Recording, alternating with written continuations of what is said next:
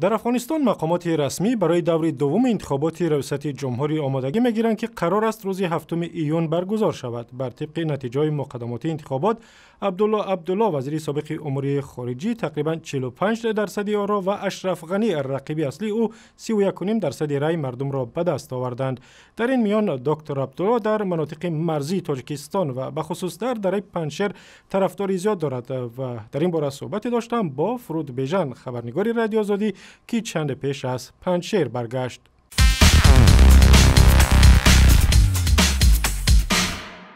شما در گزارش خود در باره عبدالله نامزد پیشصف انتخابات ریاست جمهوری افغانستان گفتید که اگر او رئیس جمهوری آینده کشور بشود، مردم دره پنجشیر بیشتر از همه خوشحال خواهند شد. چرا؟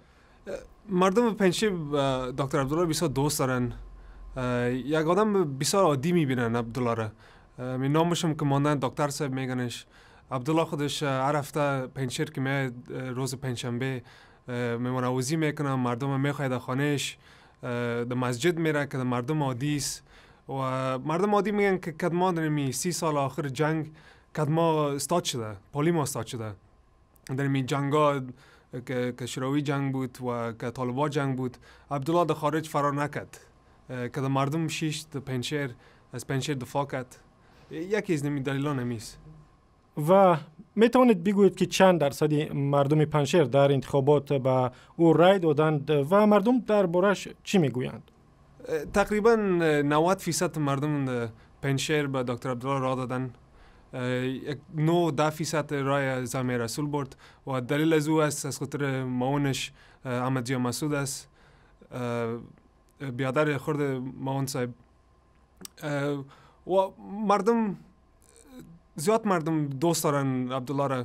گفتن که عبدالله ما رو میتونه کمک کنه، خود پنجشیر میتونه کمک کنه و بسیار خوش هستن و زیاد کس میگن که اصلا انتخابات 2009 و دکتر عبدالله اصلا انتخابات برد و این دفعه نوبتش است. و شما از پنجشیر برگشتید، با مردم از نزدیک صحبت کردید. آیا آنها باور دارند که عبدالله نامزد پسندیدهشان در نهایت رئیس جمهوری افغانستان می شود و یا اطمینان کامل ندارند؟ اطمینان دارند این دفعه و معلوم میشه که عبدالله 45% رای مردم برده و خودش میگه که ما 50% بردیم و دور اول بردیم و خود مردم پنجشیر هم فکر میکنن و خودشون گفته که تقلب شده، مگم اطمینان دارن که میشه این دفعه و بسیار رای دارن. عبدالله در شمال، تنها در شمال افغانستان نه، در جنوب افغانستان رای گرفته، در هرات رای گرفته و مردم میبینن که یک آدم خوب است، افغانستان رو میتونه پیش ببره. تشکر. فرود بیژن، خبرنگار رادیوی آزادی صحبت میکرد.